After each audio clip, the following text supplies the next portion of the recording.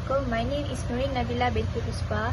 Today I will talk about the introduction of Sahabat Alam Malaysia and one of the program that Sahabat Alam Malaysia have provided.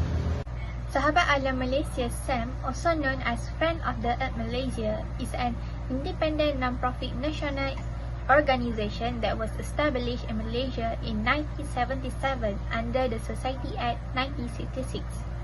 In 1983, SAM became a member of Friends of the Earth International (FOEI). SAM is an organization that advocates for the protection of the environment against any harm posed by human or current national development.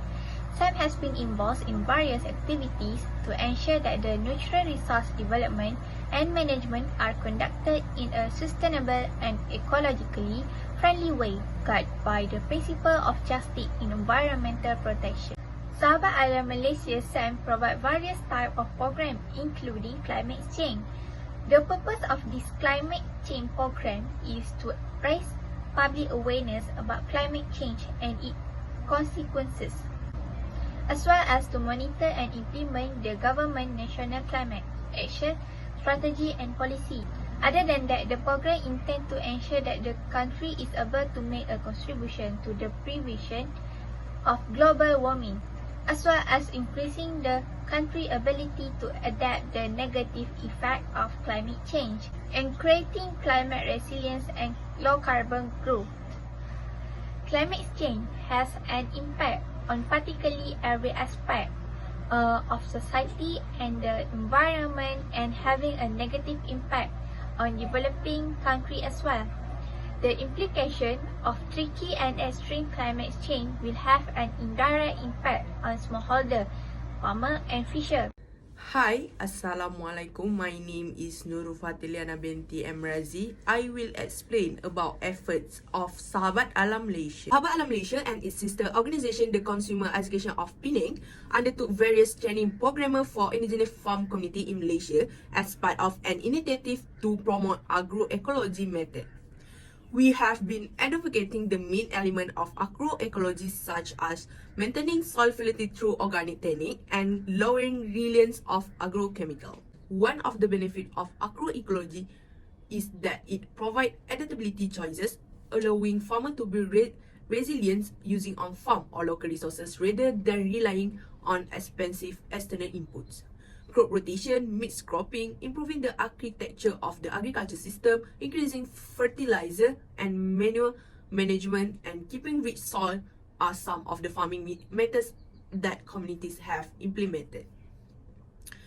Natural processes such as nutrient cycling, soil regeneration, recognizing beneficial insect for biological control, and applying natural pest replants have been integrated into farm communities. So, introducing, my name is Kamil Kimi bin Kamil Zaman. So, right now I'm going to proceed with the remaining efforts by Sahabat Alam Malaysia and indigenous people. In effort by Sahabat Alam Malaysia, they're also promoting agrobiodiversity and seed sharing. In effort of SAM, a goal explained by the Sahabat Alam Malaysia coordinator, Josu, said that Sahabat Alam Malaysia Archaeology and Agroforestry in Sarawak is not just to protect our land and forests, but also to produce goods that obtained from that land. Communities ensure that the forest continue to supply them with all of the resources that they require by safeguarding the forest, including food, water, fuel, housing, biodiversity, folders, seeds, honey and fruits. Meaning goal of the Sahabat Alam Malaysia is to reintroduce the traditional practice to the new generation while safeguarding our natural resources. Therefore, the traditional of keeping the forest will not be eroded. Proceed to the next effort called urban farming. In the same effort by Sahabat Alam Malaysia and farm and indigenous people, urban farming is becoming increasingly popular around the world, whether it done by alone yourself or maybe in a group. Urban farming not only does enhance food security, but it also delivers much needed nutrients, chemical-free food, farmed locally or at home. Urban farming really helps the agriculture standards and a good agriculture process. So this not only meant to rural areas only can take participation in agriculture process, while the urban areas can also play their role as to emphasizing and to create awareness in general to the people. Hi, Assalamualaikum, and very good morning. My name is Muhammad Azhar Yushti bin Hassan, and I want to present about my part is about challenge, agriculture, ecology, and community. We are faced many challenges such as water shortage in the dry season, floods, climate change, and destruction of our crops.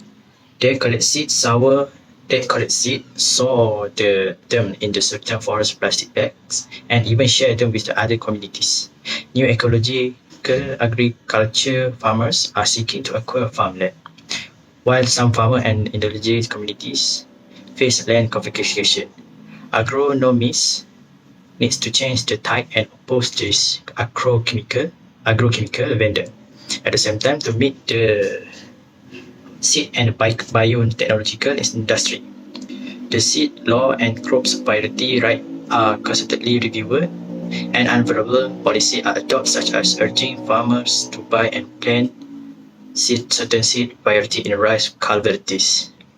Without traditional seed diversity and our reducing of agriculture biodiversity, farmers will lose their ability to adapt to challenges such as climate change, disease, and pests. Malaysian farmers may also be affected by free trade agreement, which is required participation country to participate in the 1991 edition of the International Plant Variety Protection Convention, called UPOV 1991.